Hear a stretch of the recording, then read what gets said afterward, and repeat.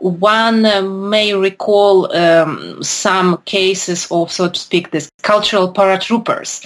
There was a popular staff to send young, energetic people who would sing carol songs for people from Donetsk in Ukrainian language, and who would dance Ukrainian dances for them, who would try somehow to introduce the genuine Ukrainian culture to this, people who no one knows who they are.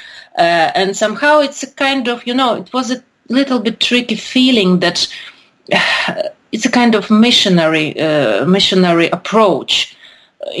These people are still part of our nation, and we in Lviv, we think about them as a kind of, come to us, we will show you how to be Ukrainians. No one probably was so much interested in learning about them, how they perceive themselves as Ukrainians, whether they perceive themselves at all. Why?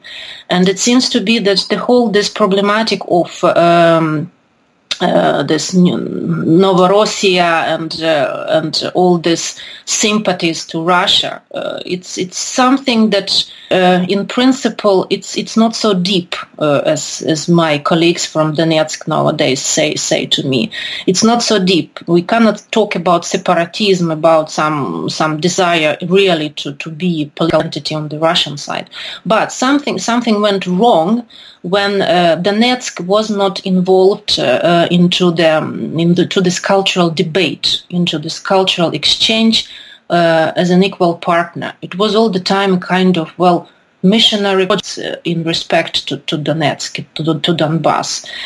Somehow it was all the time efforts to teach them how to be like us.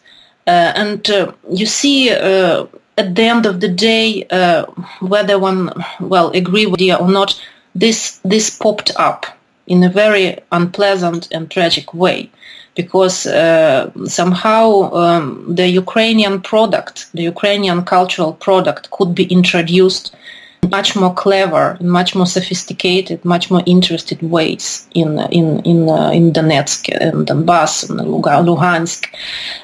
Something was missed something was not in process during this 2 decades of Ukrainian events, and this, there was kind of skewed debate that was culturally mostly concentrated in western part of Ukraine.